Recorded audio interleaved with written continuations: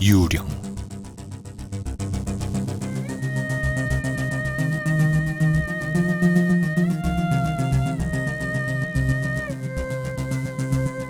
에도가와 란포지요.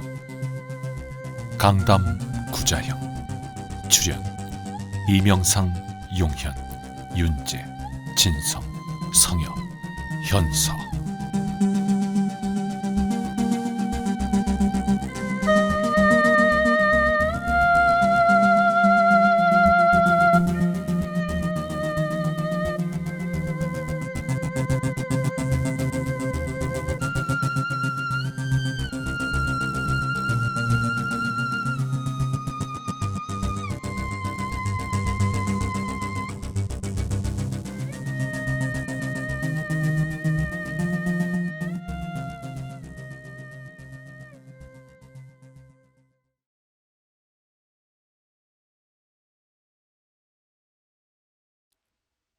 쯔지도놈이 마침내 죽었습니다.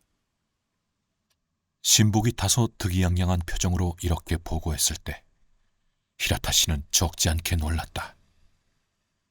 물론 오래전부터 그가 병으로 누워있다는 것은 들었지만 그렇다 하더라도 자신의 복수를 생애의 목표로 삼고 저놈의 배를 이 단도로 찔러넣기 전엔 죽을 수 없다 라고 입버릇처럼 말하던 그 쯔지도가 그 목적을 이루지도 못한 채 죽었다니 아무리 생각해도 믿기지 않았다. 정말인가? 히라타 씨는 신복에게 되물었다. 정말입니다. 제가 방금 장례식을 보고 왔거든요. 혹시나 해서 주변에 물어봤지만 역시 맞았습니다. 부자 둘이 살다가 아버지가 죽은 거더군요. 불쌍하게도 아들은 울면서 관 옆을 지켰습니다. 아버지와 달리 아들은 심약해 보이더군요. 이 말을 들은 히라타 씨는 맥이 빠져버렸다. 저택 주위에 높은 콘크리트 담을 두른 것도, 그 담 위에 유리 파편을 박은 것도, 문간체를 거의 공짜나 다름없는 집세로 순경 가족에게 빌려준 것도, 2명의 건장한 학생을 들인 것도, 밤은 물론 낮에도 부득이한 용무 외에는 되도록 외출하지 않기로 한 것도, 만약 외출할 때는 반드시 그 학생들을 동반한 것도, 이 모든 것이 다 단 한 사람, 쯔지도 때문이었다. 히라타 씨는 오롯이 자신의 힘만으로 현재의 큰 재산을 일궈낸 사람이었다. 그래서 때론 꽤 문제가 될 만한 일들도 해왔다. 그 때문에 그에게 깊은 원한을 품은 사람도 한두 명이 아니었다. 그렇다고 해서 그것을 크게 신경 쓰는 히라타 씨는 아니었지만 오직 그 반쯤 미친 쯔지도 노인만은 그를 꽤 곤혹스럽게 했다. 그 상대가 이제 죽었다고 들으니 그는 안도의 한숨을 쉬면서도 동시에 뭔가 긴장감이 사라진 듯한 쓸쓸한 기분도 들었다. 다음 날 히라타 씨는 만일을 위해 직접 쯔지도의 집 근처로 가서 은근슬쩍 상황을 살펴보았다. 그리고 신복의 보고가 틀리지 않았음을 확인할 수 있었다. 이제 정말 괜찮다고 생각한 그는 지금까지의 엄중한 경계를 풀고 오랜만에 여유로운 기분을 맛보았다. 자세한 사정을 모르는 가족들은 평소 우울한 히라타 씨가 갑자기 쾌활해져서 그의 입에서 들어본 적 없는 웃음소리가 새나온 것을 꽤 이상하게 여겼다. 하지만 이런 그의 쾌활한 모습은 그리 오래 지속되지 않았다. 가족들은 이번엔 전보다 더 심한 주인공의 우울함에 시달려야 했다. 쯔지도의 장례식이 있고 나서 3일 동안은 아무 일도 없었지만 그 다음 4일째 아침의 일이었다. 서재의 의자에 기대 무심코 그날 도착한 우편물을 살펴보고 있던 히라타 씨는 많은 봉투와 엽서 사이에 섞여 있는 한 통에 흘린 글씨체이긴 했지만 분명히 낯익은 필체로 쓰인 편지를 발견하고 창백해졌다. 이 편지는 내가 죽은 후에 네 놈에게 도착할 것이다. 네 놈은 틀림없이 내가 죽은 것을 기뻐하며 날뛰고 있겠지. 그리고 이제 안심이다라고 태어난 기분일 거다. 하지만 그렇게 되지 않을 거다. 내 육체는 죽어도 내 영혼은 네 놈을 해치기 전에는 절대 죽지 않을 테니까. 그래, 네 놈의 그 바보 같은 조심성은 살아있는 인간에게는 효과가 있을 거다.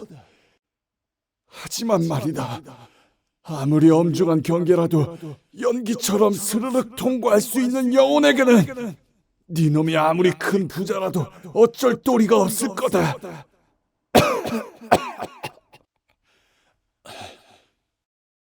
이봐, 나는 말이다, 몸을 움직일 수 없는 중병에 걸려 누워있는 동안에도 이런 맹세를 했다.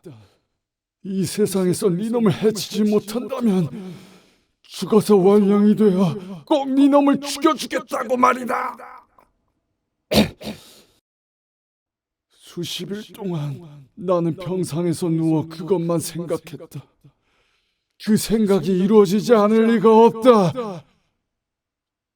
조심해. 원령의 저주라는 것은 말이다, 살아있는 인간의 힘보다 훨씬 무서운 거다. 필체가 흐트러져 있고 한자 외에는 모두 가타카나로 쓰여져 있어 꽤 읽기 어려웠지만 거기엔 대략 이런 문구가 적혀 있었다. 말할 것도 없이 쯔지도가 병상에서 신음하며 혼신의 힘을 다해 쓴 것이 틀림없었다. 그리고 그것을 자신이 죽은 후에 아들에게 붙여달라고 한 것이 틀림없었다. 무슨 바보 같은, 이런 어린애 속임수 같은 협박으로 내가 벌벌 떨 거라고 생각하나? 나이 먹어 병 때문에 좀 노망이 든 모양이건. 히라타 씨는 그 자리에서는 이 죽은 사람의 협박장을 비웃어 넘겼지만 시간이 지날수록 어떤 말로 표현할 수 없는 불안이 서서히 그의 마음에 솟아오르는 것을 어찌할 수 없었다. 방어할 방법이 없다는 것, 상대가 어디서 어떻게 공격해 올지 전혀 알 수 없다는 것이 그를 꽤나 초조하게 만들었다. 그는 밤낮으로 섬뜩한 망상에 시달리게 됐다. 불면증이 점점 더 심해져 갔다. 한편으로 쯔지도의 아들도 신경 쓰였다. 그 아버지와는 달리 약해 보이는 남자였지만 혹시 아버지의 뜻을 이어 역시 자신을 노리고 있다면 큰일이다. 거기에 생각이 미치자 그는 서둘러 이전에 쯔지도를 감시했던 신복을 불러 이번엔 아들 쪽의 감시를 명령했다. 그로부터 몇 달 동안은 아무 일도 없었다. 히라타 씨의 신경과민과 불면증은 쉽게 회복되지 않았지만 걱정하던 원령의 저주 같은 것도 없었고 쯔지도의 아들에게도 어떠한 불온한 기색은 보이지 않았다. 신중한 히라타 씨도 점점 쓸데없는 걱정을 어리석게 여기게 됐다. 그런데 어느 날 밤의 일이었다. 평소와 달리 히라타 씨는 홀로 서재에 틀어박혀 무언가를 쓰고 있었다. 저택들로 이루어진 곳이어서 아직 초저녁인데도 불구하고 주위는 묘하게 조용했다. 때론 개 짖는 소리가 외롭게 들려왔다. 이게 왔습니다. 갑자기 학생이 들어와 한 통의 우편물을 그의 책상 위에 놓고 조용히 나갔다. 그것은 한눈에 봐도 사진을 보내온 것임을 알 수 있었다. 열흘 전쯤 어떤 회사의 창립 축하회가 열렸을 때 발기인들이 모여 사진을 찍은 것이었다. 히라타 씨도 그중 한 사람이었으니 그 사진을 보내온 것이 틀림없었다. 히라타 씨는 그런 것에 별로 흥미가 없었지만 마침 글쓰기에 지쳐 잠깐 쉬고 싶은 때여서 곧바로 봉투를 뜯어 사진을 꺼내보았다. 그는 잠시 그것을 바라보다가 갑자기 무엇인가 더러운 것이라도 닿은 듯이 휙 책상 위에 던져버렸다. 그리고 불안한 눈길로 방안을 두리번거렸다. 잠시 후 그는 떨리는 손으로 방금 던진 사진을 다시 집어들었다. 하지만 다시 한번 보자마자 또 던져버렸다. 두세 번 이런 이상한 행동을 반복한 후에야 그는 겨우 마음을 가라앉히고 사진을 자세히 볼 수 있었다. 그것은 결코 환영이 아니었다. 눈을 비비고 보거나 사진의 표면을 만져봐도 그곳에 있는 무서운 그림자는 사라지지 않았다. 등골이 오싹해졌다. 그는 갑자기 그 사진을 갈기갈기 찢어 난로 안에 던져놓고는 휘청거리며 일어나 서재에서 도망쳐 나왔다. 드디어 두려워하던 것이 찾아왔다. 쯔지도 늙은이의 집요한 원령이 그 모습을 드러내기 시작했다. 그 사진은 7~8기인의 선명한 모습 뒤에 희미하게 거의 사진의 표면을 가득 메우고 쯔지도의 섬뜩한 얼굴이 크게 찍혀 있었다. 그리고 그 안에 있는 까만 두 눈이 히라타 씨를 원망스럽게 노려보고 있었다. 히라타 씨는 너무나 무서워서 마치 무언가에 놀란 아이처럼 머리부터 이불을 뒤집어 쓰고 그날 밤새 부들부들 떨었다. 하지만 다음 날 아침 태양의 힘은 대단했다. 그는 조금 용기를 냈다. 그런 바보 같은 일이 있을 리가 없지. 어젯밤은 내 눈이 어떻게 된 거야? 억지로 그렇게 생각하려고 하면서 그는 햇빛이 환하게 비치는 서재로 들어갔다. 보니 안타깝게도 사진은 타버려 흔적도 남지 않았지만 그것이 꿈이 아니었다는 증거로 사진 봉투가 책상 위에 그대로 남아 있었다. 잘 생각해보니 어느 쪽이든 무서운 일이었다. 만약 그 사진에 진짜로 쯔지도의 얼굴이 찍혀 있었다면 그것은 소름 끼치는 얘기다. 이 세상 상식으로 이해할 수 없는 뭔가가 있는 것이다. 그렇지 않고 실은 아무것도 아닌 사진이 자신의 눈에만 그렇게 보였다면 그건 쯔지도의 저주에 걸려 정신이 이상해지기 시작한 것이다. 2~3일 동안 히라타 씨는 다른 것은 아무것도 생각하지 않고 오직 그 사진 일만 생각하고 있었다.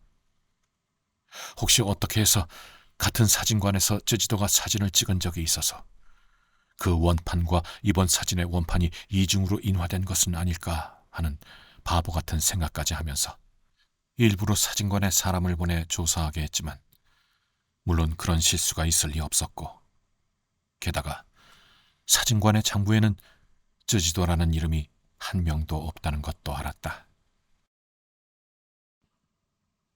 그로부터 일주일쯤 후의 일이었다.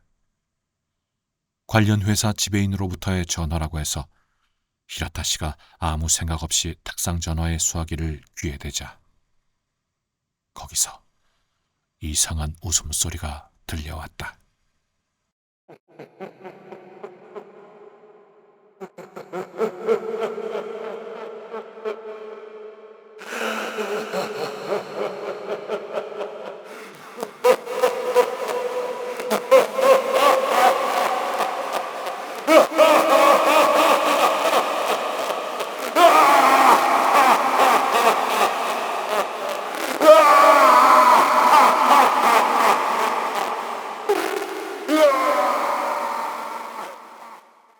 먼 곳에서 들리는 것 같기도 하고 그러다가도 바로 귀 옆에서 엄청나게 큰 소리로 웃고 있는 것 같기도 했다.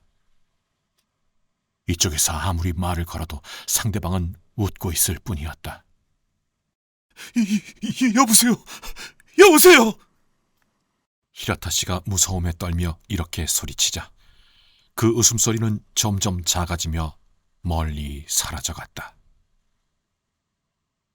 히라타 씨는 수화기를 쾅쾅 내리치고 한참 동안 한 곳을 응시하며 꼼짝도 하지 않았다. 그러는 동안 어떤 말로도 표현할 수 없는 무서움이 마음 밑바닥에서부터 서서히 올라왔다. 그것은 언젠가 들어본 적 있는 쯔지도의 웃음소리가 아니었던가. 히라타 씨는 그 탁상 전화기가 뭔가 무서운 것이라도 되는 것처럼, 하지만 그것에서 눈을 떼지 못하면서 뒷걸음질로 천천히 그 방을 빠져나갔다.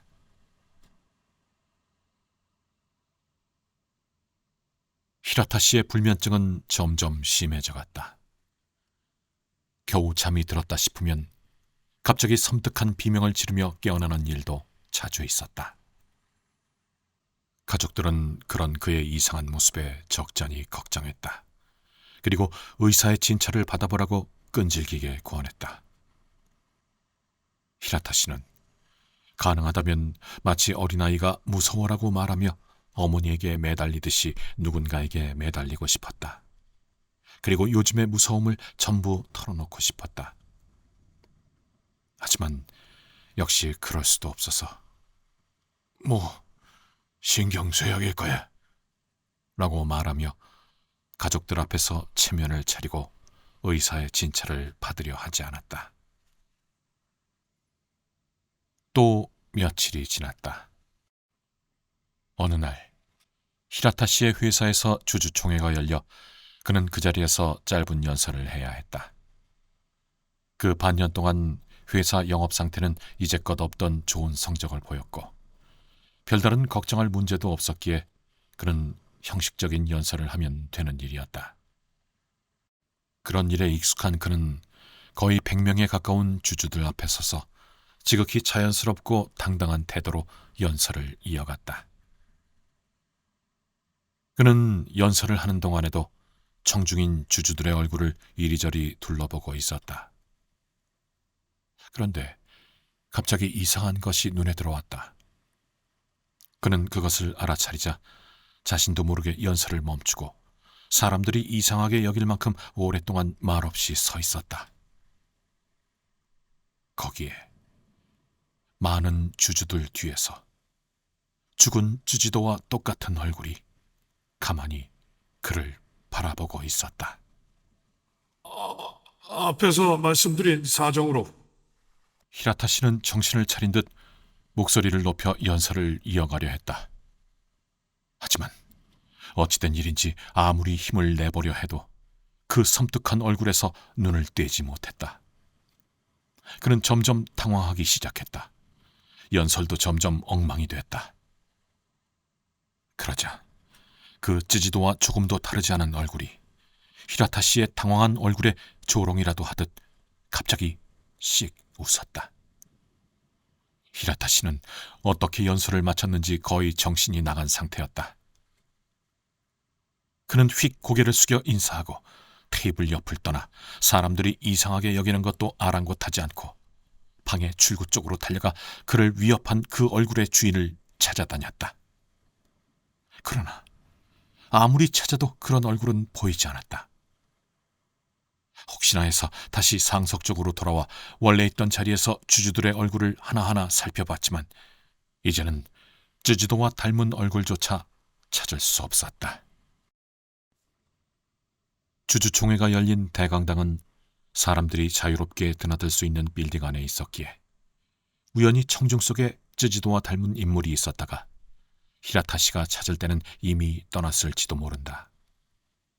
하지만 세상에 그렇게 꼭 닮은 얼굴이 있을까? 히라타 씨는 아무리 다시 생각해봐도 그것이 죽음을 앞둔 쯔지도의 그 무서운 선언과 관계가 있는 것 같은 느낌을 떨쳐버릴 수 없었다. 그때부터 히라타 씨는 종종 쯔지도의 얼굴을 보았다. 어떤 때는 극장의 복도에서, 어떤 때는 공원의 저녁 어둠 속에서, 또 어떤 때는 여행지의 번화한 거리에서, 어느 때는 그의 저택 정문에서조차. 이 마지막 경우 히라타 씨는 거의 기절할 뻔했다. 어느 늦은 밤, 외출에서 돌아온 그의 자동차가 이제 문으로 들어가려 할 때였다. 정문 안에서 한 사람의 그림자가 슬그머니 나와 자동차와 스쳐 지나갔는데, 스치는 순간, 정말 순간의 일이었다.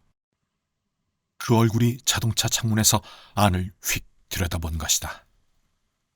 그것은 역시 쯔지도 얼굴이었다.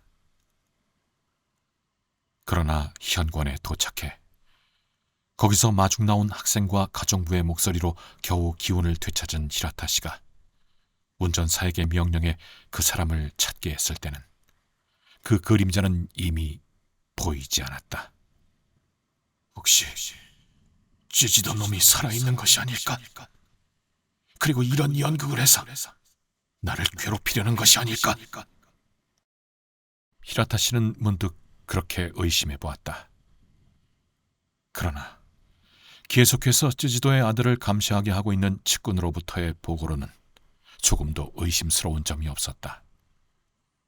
만약 쯔지도가 살아있다면 오랜 시간 동안 한 번쯤은 아들의 집에 올 것 같았지만 그런 기색은 전혀 보이지 않았다. 게다가 무엇보다 이상한 것은 살아있는 인간이 어떻게 그렇게 이쪽의 행선지를 알 수 있을까 하는 점이었다. 히라타 씨는 평소 비밀주의자여서 외출할 때조차 집사나 가족에게도 행선지를 알려주지 않는 경우가 많았다. 그래서 그 쯔지도의 얼굴이 히라타 씨가 가는 곳마다 나타나기 위해서는 계속해서 그의 저택 문 앞에 잠복해 있다가 자동차의 뒤를 따라가는 수밖에 없는데, 그 근처는 한적한 장소여서 다른 자동차가 오면 그것을 눈치채지 못할 리가 없고, 또 자동차를 빌리려 해도 근처에 영업소 같은 것도 있지 않았다. 그렇다고 해서 설마 걸어서 뒤를 따라올 수는 없을 것이다. 아무리 생각해봐도 역시 이것은 원령의 저주라고 생각할 수밖에 없었다. 그렇지 않으면 내 착각일까? 하지만 아무리 착각이라 해도 두려움은 변하지 않았다. 그는 끝없이 생각에 빠졌다. 그런데 그렇게 여러 가지로 골똘히 생각하다가 문득 하나의 묘안이 떠올랐다. 이거라면 확실해. 왜 빨리 그걸 생각하지 못했을까? 히라타 씨는 부랴부랴 서재로 들어가 펜을 들고 쯔지도의 고향 관공서로 그의 아들 이름으로 호적 등본을 달라는 편지를 썼다. 만약 호적 등본에 쯔지도가 살아있는 것으로 남아있다면 이제 문제는 해결된 것이다. 어떻게든 그렇게 되기를 히라타 씨는 기도했다. 며칠이 지나자 관공서에서 호적 등본이 도착했다. 그러나 히라타 씨가 실망한 것은 거기 쯔지도의 이름 위에 빨간 줄이 그어져 있고 위쪽엔 사망 날짜와 접수된 날짜가 명확하게 기재돼 있던 것이다. 이제 더 이상 의심할 여지가 없었다. 요즘 괜찮으십니까? 몸 상태가 안 좋으신 건 아니신가요? 히라타 씨를 만난 사람은 누구나 걱정스러운 얼굴로 이렇게 말했다. 히라타 씨 자신도 왠지 갑자기 나이가 든 듯한 기분이 들었다. 흰머리도 두세 달 전보다 훨씬 늘어난 것 같았다. 어떠세요? 어디 요양이라도 가보시는 건 어떨까요?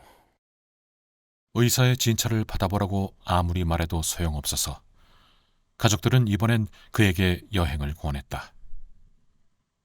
히라타 씨도 문 앞에서 그 얼굴을 만난 이후로는 이제 저택에 있어도 안심할 수 없는 것 같은 기분이 들어 여행이라도 해서 기분을 바꿔보려고 했다.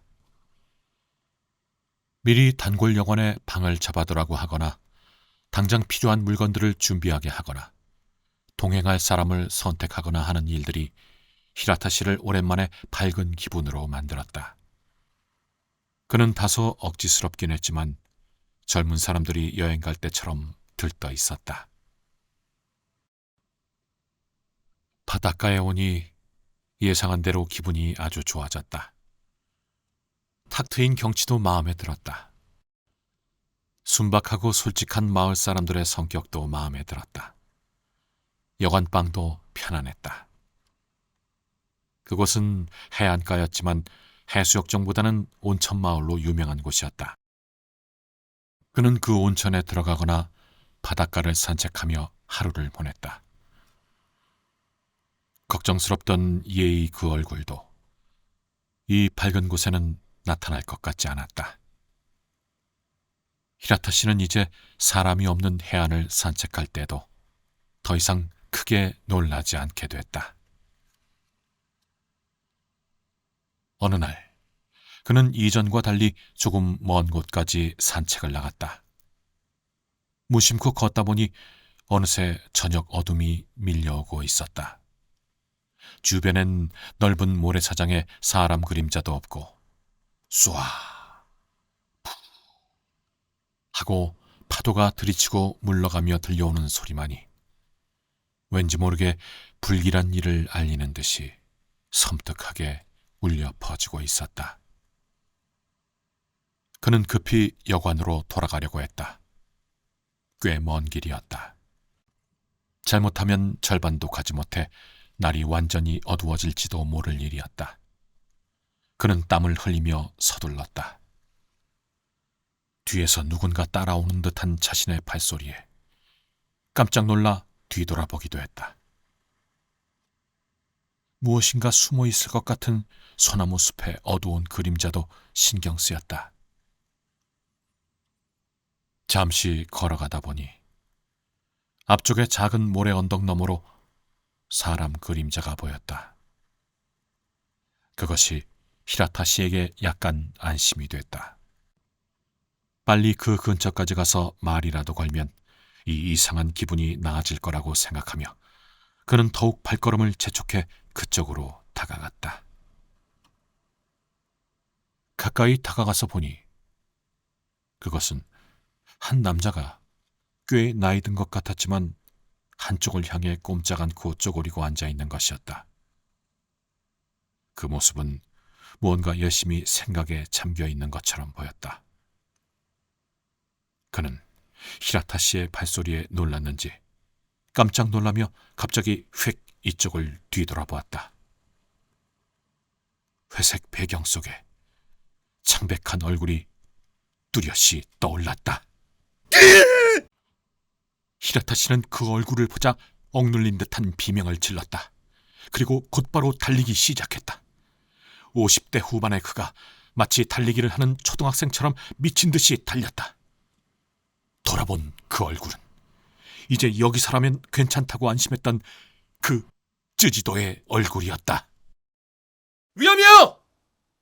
정신없이 달리던 히라타 씨가 무엇인가에 걸려 넘어지자 한 청년이 달려왔다. 무슨 일이신가요? 다치셨네요. 히라타 씨는 손톱이 벗겨져 씨름하고 있었다. 청년은 주머니에서 꺼낸 새 손수건으로 능숙하게 상처를 감싸고 극도의 공포와 상처의 통증으로 더 이상 걸을 수 없을 정도로 지쳐있는 히라타 씨를 거의 없다시피 해 여관으로 데려왔다. 한동안 누워있게 될 줄 알았지만 히라타 씨는 다음 날 아침 비교적 원기를 회복해 일어날 수 있었다. 발의 통증으로 돌아다닐 수는 없었지만 식사는 정상적으로 했다. 마침 아침 식사를 끝내자 어제 돌봐준 청년이 문병을 왔다. 그도 역시 같은 여관에 묵고 있었다. 시간이 흐르며 문병 인사와 감사의 인사가 점점 세상 이야기로 이어졌다. 히라타 씨는 이야기 상대가 필요했던 것과 한편으로 감사하는 마음에서 평소와 달리 활발하게 대화를 나눴다. 동석했던 히라타 씨의 집사가 자리를 비우자 그것을 기다렸다는 듯이 청년은 약간 자세를 고쳐 앉으며 이렇게 말했다. 사실 전 선생님이 이곳에 오신 전날부터 어떤 흥미를 가지고 선생님의 모습을 주의 깊게 살펴보고 있었습니다. 뭔가 있는 거죠. 말씀해 주실 수 없을까요? 히라타 씨는 적지 않게 놀랐다. 이 초면의 청년이 도대체 무엇을 알고 있다는 걸까? 하지만 그래도 너무 직설적인 질문이 아닌가. 그는 지금까지 한 번도 쯔지도의 원령에 대해 사람들에게 말한 적이 없었다. 부끄러워서 그런 바보 같은 이야기를 할 수 없었다. 그래서 지금 이 청년의 질문에 대해서도 당연히 진실을 털어놓으려 하지 않았다. 하지만 잠시 문답을 반복하는 동안 그것은 정말 놀라운 화술이었다. 청년은 마치 마법사처럼 그리도 입을 다물고 있던 히라타 씨의 입을 쉽게 열어버렸다. 히라타 씨가 살짝 말실수를 한 것이 시작이었다.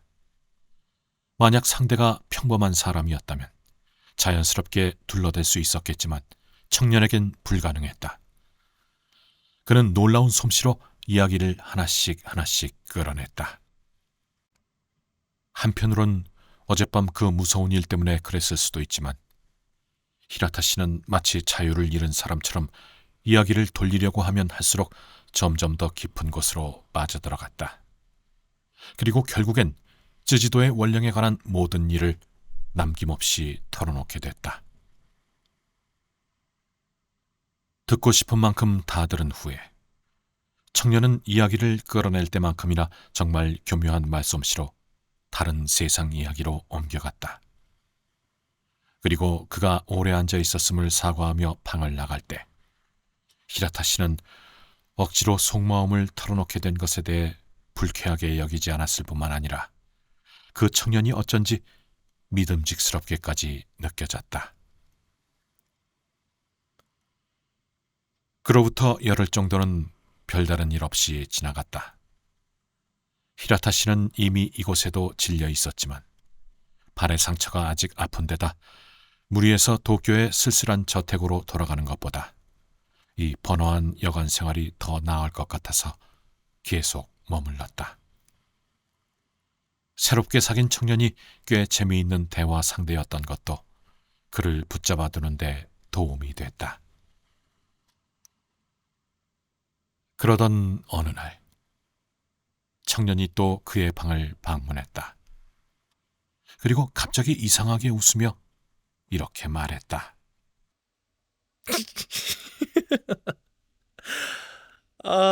이제 어딜 가셔도 괜찮습니다.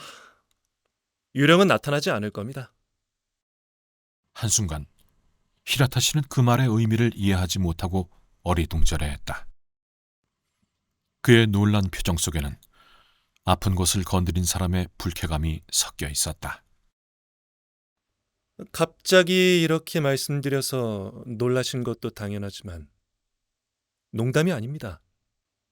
유령은 이미 잡혔습니다. 청년은 한 손에 들고 있던 전보를 펼쳐 히라타 씨에게 보여주었다. 거기엔 이런 내용이 적혀 있었다. 일체 자백, 처치 지시 바람.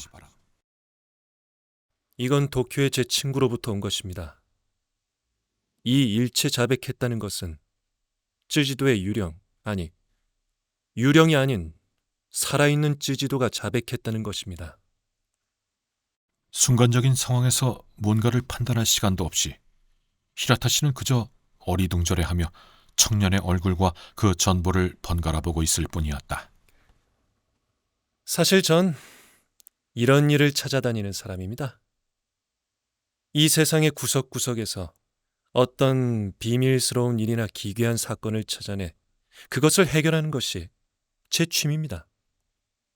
청년은 웃으며 아주 자연스럽게 설명했다. 며칠 전에 선생님께 그 괴담을 들었을 때도 전체 버릇대로 여기에 뭔가 속임수가 있지 않을까 생각해 봤습니다. 뵙기론 선생님은 스스로 유령을 만들어낼 만한 그런 약한 신경의 소유자가 아닌 것 같았습니다. 게다가 본인은 눈치채지 못했을지 모르지만 유령이 나타나는 장소가 어쩐지 제한돼 있지 않습니까? 물론 여행지 같은 곳까지 따라오는 것을 보면 정말로 어디든 자유롭게 나타나는 것처럼 보이지만 잘 생각해보면 그것이 거의 야외에 한정돼 있다는 것을 알 수 있습니다. 그리고 설령 실내의 경우라도 극장 복도라든가 빌딩 안이라든가 누구나 출입할 수 있는 장소에 한정돼 있죠. 진짜 유령이라면 굳이 불편하게 외부에만 나타날 필요 없이 선생님의 저택에도 나타날 만한 것 아닌가요? 그런데 저택에선 사진과 전화 외엔 누구나 출입할 수 있는 정문 앞에서 잠깐 얼굴을 보였을 뿐입니다. 그런 것들은 유령의 자연스러운 모습과는 조금 어긋나지 않습니까? 그래서 전 여러 가지로 생각해 봤습니다. 약간 번거로운 점이 있어 시간이 걸렸지만 그래도 결국 유령을 잡았습니다. 히라타 씨는 이 말을 들어도 도저히 믿을 수 없었다. 그도 한때는 혹시나 쯔지도가 살아있는 게 아닐까 의심해 호적 등본까지 받아봤었다. 그리고 실망했다. 그런데 도대체 이 청년은 어떤 방법으로 이렇게 쉽게 유령의 정체를 밝혀낼 수 있었던 걸까?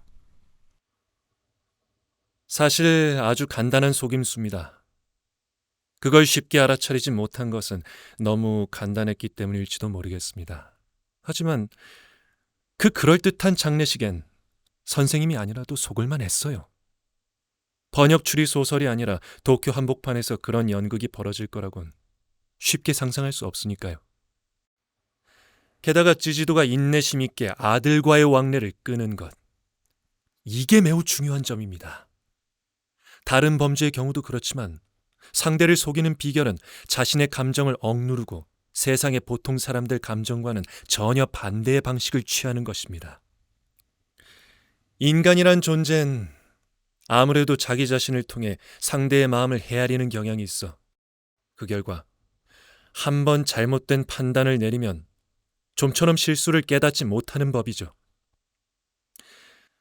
또 유령이 나타나는 순서도 잘 맞아떨어졌습니다. 말씀하신 대로 유령이 그렇게 여기저기 따라오면 누구라도 기분 나빠질 것입니다. 거기에다 호적 등본까지. 도구 세팅이 잘 됐잖아요? 그렇습니다. 만약 제주도가 살아있다면 아무래도 납득할 수 없는 건 첫째로 그 이상한 사진입니다. 그래도 이건 내가 잘못 봤다고 치고 좀 전에 말한 것처럼 행선지를 안다는 것, 그리고 호적 등본입니다. 설마 호적 등본이 잘못될 수는 없잖아요? 어느새 청년의 말에 휘말린 히라타 씨는 이렇게 말했다. 저도 주로 그 세 가지를 생각해 봤어요. 이 불합리해 보이는 사실들을 합리화할 방법이 없는가를요. 그리고 결국 이 전혀 다른 세 가지 일에 공통점이 있다는 것을 발견했습니다. 별거 아니지만요. 하지만 이 사건을 해결하는데 아주 중요했습니다. 그것은 모두 다 우편물과 관련이 있다는 것입니다. 사진은 우편으로 보냈겠죠. 호적 등본도 마찬가지입니다. 그리고 선생님이 외출하시는 곳은 이것도 역시 일상적인 문서와 관련이 있지 않습니까? 이제 이해하신 것 같네요. 쯔지도는 선생님이 계신 곳 근처 우체국의 우편 배달부였습니다. 물론 변장했겠죠. 지금까지 알아차리지 못한 것이 이상할 정도입니다. 저택으로 오는 우편물도 저택에서 나가는 우편물도 그는 모두 봤을 것입니다. 간단한 일입니다. 봉투에 증기를 쐬면 전혀 흔적이 남지 않게 개봉할 수 있으니까요. 사진이나 등본은 이런 식으로 그가 조작한 것입니다.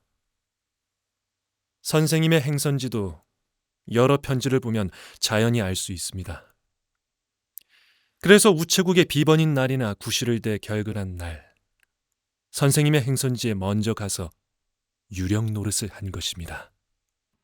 하지만 사진 쪽은 조금 노력하면 뭐 할 수 없는 것도 아니겠지만 호적 등본 같은 것을 그렇게 급히 위조할 수 있을까요?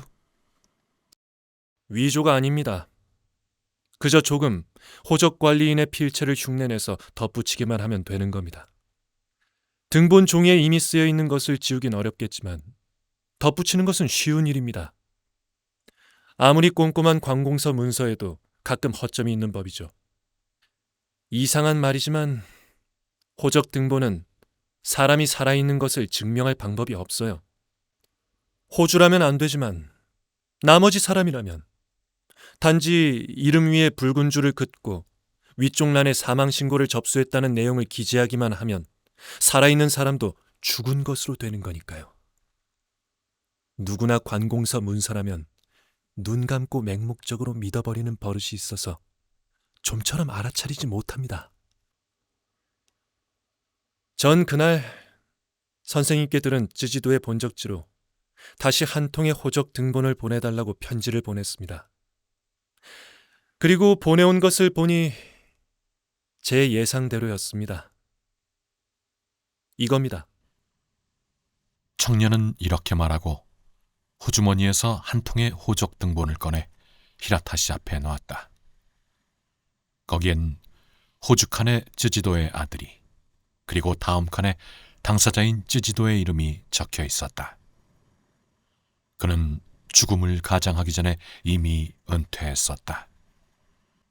호적 등본 이름엔 붉은 줄도 그어져 있지 않았으며 위쪽에 은퇴 신고를 접수한 것만 적혀 있고 사망의 죽을 사자도 보이지 않았다. 사업가 히라타 씨의 수첩에 아마추어 탐정 아케치 코고로의 이름이 추가된 것은 이런 사정 때문이었다.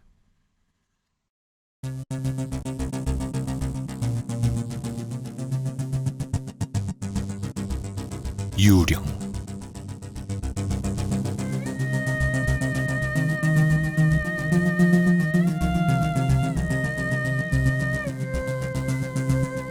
에도가와 란포지요. 강담 구자형. 출연 이명상, 용현, 윤재, 진성, 성엽, 현서.